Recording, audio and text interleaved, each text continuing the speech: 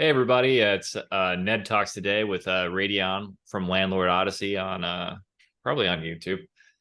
But today we're just going to talk about generally where wealth comes, what it is, what's some misconceptions about it, and why it seems to be so elusive unless you're a first generation immigrant or someone willing. It's strange how a couple generations in, it seems like the magic of where to get that money seems to just that knowledge just it doesn't seem to get passed on in a lot of cases. Yeah, so I am a first generation immigrant myself. I've been here for 20 years, came here when I was 12, and I do have that hunger, definitely have the drive and the ambition. I know for sure that I'll be wealthy, whatever wealthy means to me, I guess, or rich, if you want to call it rich. And I'm pretty sure my son will follow in my footsteps. FYI, I just had a 7 week old baby. What's his name again? His name is Croy. Croy. Kroi. Yeah. Oh, that's It means a mountain spring, like a water spring. that's Yeah. neat. I like that. Yeah. Yeah. So it's like kind of like signifies the beginning and where water starts. Anyway, so I'm pretty sure he's gonna follow in my footsteps. He will be successful, but then, like you said in the previous video, short sleeves to short sleeves in 3 generations. I don't want that to happen. So, Yeah, I've heard the that a lot. goodies. What do I have to do? Um I I- I've read about this a lot because it concerns me. I grew up not wanting for much. I was fortunate in a lot of ways. And I went to a very good school when I was young, private school, all that other stuff. And I was always looking around, kind of realizing during the summer people would go on vacations. And when they were going on vacations, a lot of times my dad would say, "Oh, yeah, just, you're the janitor." Which wasn't offensive to me, but I went and did all these things when I was younger. I did janitor work. At one point, I did oil changes and transmission swaps and all this other stuff. And then at another point, and this was my summer jobs as a little kid in like middle all the way through upper school. I did IT. I did all these different like normal jobs, and none of the other kids that I knew did this kind of stuff. And that's not to say that that's the wrong way to do it, but it was just not normal. People would be kind of like, "Hey, so what are you doing this afternoon?" I'd let them know, and they're like, "Oh, well, that's weird. You don't want to go like play basketball?" I'm like, "I got work, dude. I could play after or whatever." Um, but it's just interesting. And it became kind of and still is a curiosity of mine. I got into trying to figure out, okay, well, there's lots of books on like get rich by doing this or that, learning this skill, sales, real estate, stocks, uh, bonds, this, just there's tons of ways to build wealth, but there's not a whole lot of information on how people normally do it. And so I got into this book. You probably heard of it, Millionaire Next Door. I have heard of it. And Yeah, I haven't finished it yet. I'm reading it currently. it's by Dr. Thomas, I think it's Thomas Stanley. Um, and I read that book, and there's a lot of basic stuff in there, and we can get into what's in there in a second. But the part that was interesting to me was a lot of his data points are not what you would guess. He talks Hmm. about the lifestyle of the average millionaire, and most people that are millionaires aren't these glitzy celebrity types who are driving around in Rolls Royces and all this other crazy stuff. Hmm. And if you read his book, and or when I read a book and then I'm like, oh, this is good. And if it's really good, I look up the author and look up all the other books. And so I started Hmm. reading his books and going back in time to where suddenly I had to go to libraries and get physical copies of his books. So I've got these super old books from Thomas Stanley before he was super famous. And I think the first one is Marketing to Millionaires.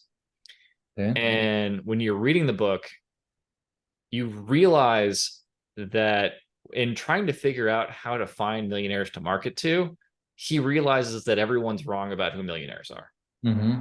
And Okay. you can kind of see the source code of him of what ended up making him famous, Yeah, he kind of which was stumbled into that. Yeah. he would go to like a big fancy neighborhood and he would try and take in all this data, figure out all this stuff on people's income, net worth, how they did it, blah, blah, blah. And it turned out a lot of these glitzy, brand new neighborhoods, nobody had any money.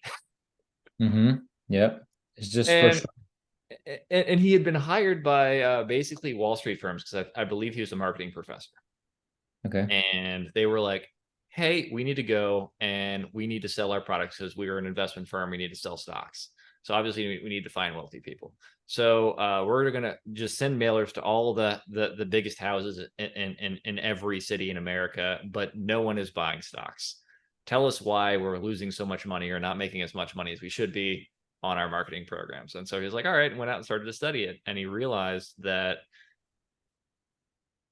in super expensive areas, there's less wealth accumulation because, in a lot of cases, not always, but in a lot of cases, especially in newer developed neighborhoods, if there's like an old neighborhood that's wealthy, that's a little different in a lot of cases. But Mm-hmm. like the new glitzy, like the place to be in town, Mm-hmm. typically people there have huge mortgages. Yep. That And holds you back a if you're lot. stretching for these huge mortgages, you don't have a whole lot of money spare to go Mhm. buy 3M or Berkshire or whatever Yep. big blue chip stock or whatever it is that you're going to do with your cash because you're worried about your mortgage and your 3 car payments, your European vacation and all this other stuff, and you're not really building wealth. Mm-hmm. So I can't remember what percentage of people on huge paychecks or paycheck to paycheck, but it's a lot more than you would think. And oh man, what's the equation he talks about? It's wealth accumulation. It's age divided by income. Um, it's income divided by age. No, income multiplied. Yeah, that's what it is. It's income multiplied by age divided by 10. And then you Okay. get a number. And your wealth should be about that. So let's pull up a calculator real quick and just make Let's a do it. human. Let's make a human up. Here we go. All right. So we got let's say a guy is making 100,000 a year and he's let's say 35 and you're a software programmer, that's not that bad. So 35 times, That's almost like me. I'm just not yeah, 35. so 100,000 times 35, 3.5 million divided by 10. So your estimated net worth at that age with his equation would be 350,000. Okay. And I can't remember what the exact way he broke it down, but he was talking about, and basically if you're below that number, you're an under accumulator of wealth Mm-hmm. Okay. for your income bracket. If you're at that number, you're average, and if you're above it, you're a prodigious accumulator of wealth. And so in my mind, I read this book in like 2015 or so, around when I bought my first rental property, and I was like, okay, well, how do I get to where I accumulate faster than other people around me? And so my goal was, okay, well, if I can accumulate faster, then that means I'll have more assets and more cash to then go and grow faster so that in the future I'll have that much more security for my family. Um, and so his whole thing was is like, so if your number you're shooting for is 350 in this case, Mm-hmm. you're prodigious accumulator of wealth if you're currently at like 700. I see. But the scaling on it is a little weird because most of the people in his algorithm, or I guess, or a formula, if you want to call it that, whichever you want to call it, were kind of old. So the formula is probably less accurate the younger you are, I see. Okay. if that makes sense. Because Makes sense. I'll show you the same person, right? Mm-hmm. 100,000. Let's say they're 55 years old, divided by 10, that person's net worth target would be 550, Okay. right? So it's Mhm. much lower. So your hill to climb over is much steeper as a young person to hit to at least qualify as Mhm. a good accumulator of wealth within his parameters. Um, Would but have to honestly, check I don't think it's that difficult if calculation you're for house myself. hacking, huh? Yeah, yeah. House hacking is the cheat code to wealth, right? It super is. But the house hacking, I have one question about these millionaires because, like I said, I haven't finished the book, but would you say that their main portion of their net worth is their property, is their um, primary residence, or no, is it no, business? No? it changes depending on the bracket you're in. I think your home is a larger portion if you're in the middle. Mm-hmm. So you've got the bottom where you're a renter, and you don't really, or in most cases, you're a renter if you haven't accumulated much wealth. Whereas if you're middle class to lower upper class, your business, if you've got a business, isn't much Mm-hmm.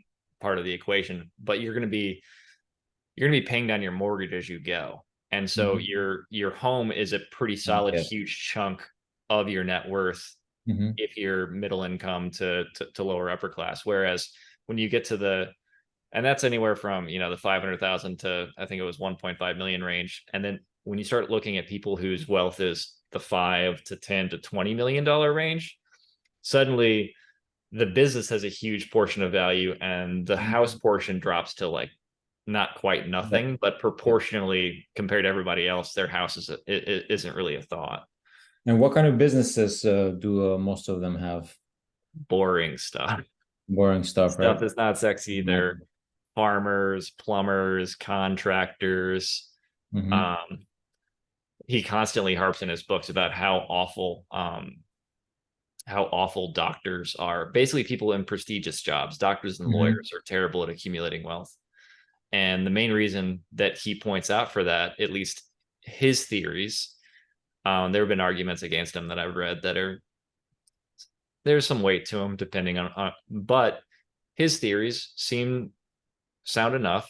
And they're basically, if your peers are all basically flexing, driving around in their cool cars, they Mm-hmm. got their threads, they got their Yep. Hugo Boss or Armani or their nice shoes, you're going to be more inclined to do the same. Mm-hmm. Yep. Whereas a farmer who's got, A 10,000 plumber. Yep. acres, Mm-hmm. he's going to drive his rusty old pickup truck. He's like, if he was to show up at the fishing hole with a Rolls Royce, They laugh at him, right? they laugh. You can't put the fish in the back seat. Like your Yeah. car becomes a hindrance to your lifestyle, whereas the other way around, your lifestyle becomes a hindrance to your wealth building. Yeah. Same idea as in the beginning when we talked about those fancy neighborhoods, right? It's Yeah. the same reason that a doctor is a bad accumulator. It's the same reason those people in those fancy neighborhoods are bad accumulators too. Yeah. Yeah. And it's probably less applicable now, but one of the correlators that he found was basically that jumbo mortgages were inversely related to wealth accumulation. So a lot of people that if you look at someone who's been in that neighborhood, maybe it's the older neighborhood in town where all the houses are fancy.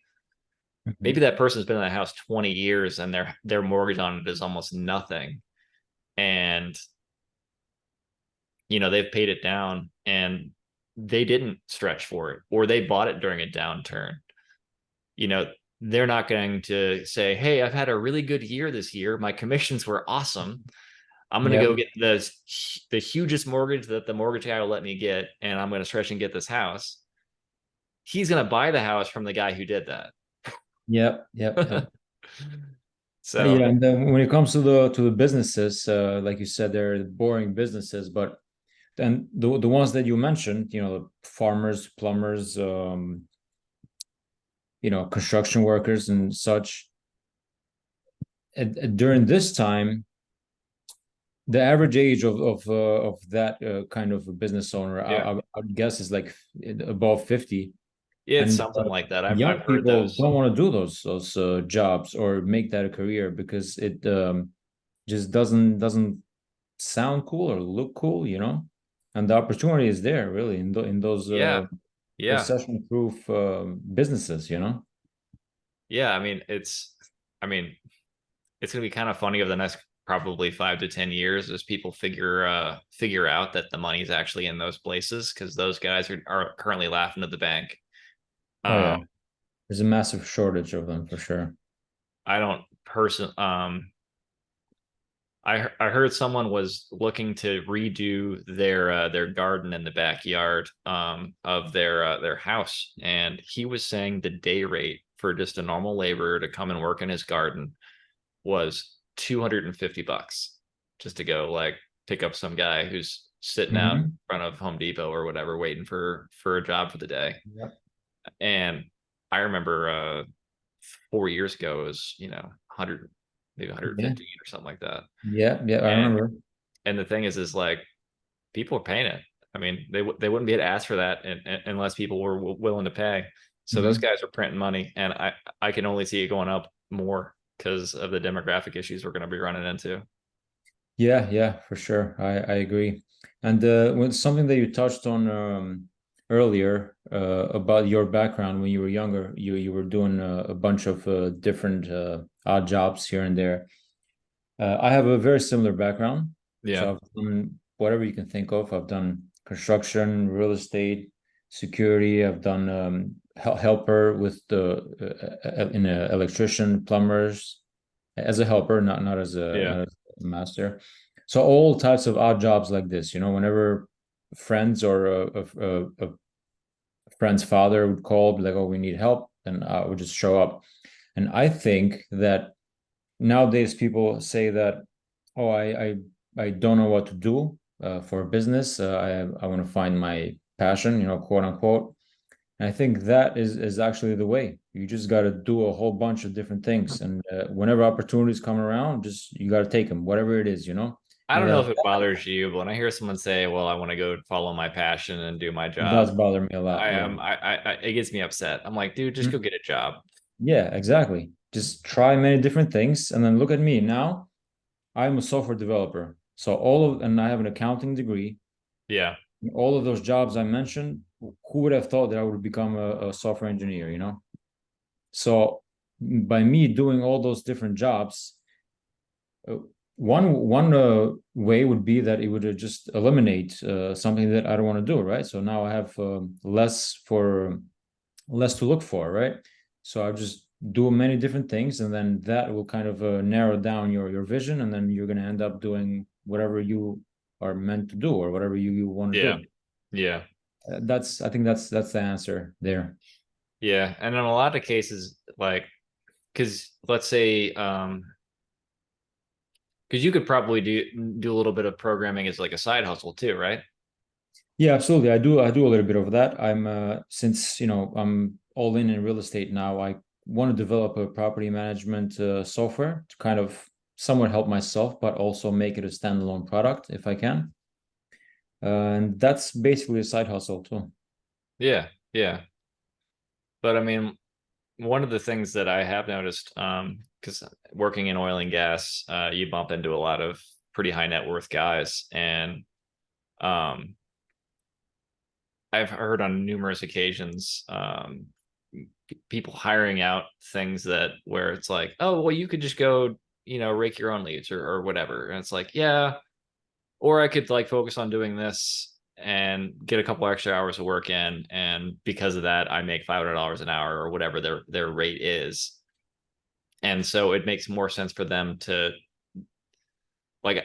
I don't know if you're at the point now to where you could, take on a couple little side contracts here or there and get a couple $100 an hour for whatever it is you're programming or doing any accounting work or whatever, versus in some cases like going and doing your own contracting work and stuff like that. But obviously there's the thing to measure, like if you go and do your own little contracting jobs in your property, you're learning enough Mhm. to where you can probably manage the next guy to do that job Mhm. better, so there's probably more future. Like how do you look at that since you've got this multifaceted skill set? I, Because I I am struggle with that too. I'm so glad that you asked me this because my channel is called Landlord Odyssey, right? Yeah. But I was thinking to call this something different, Yeah.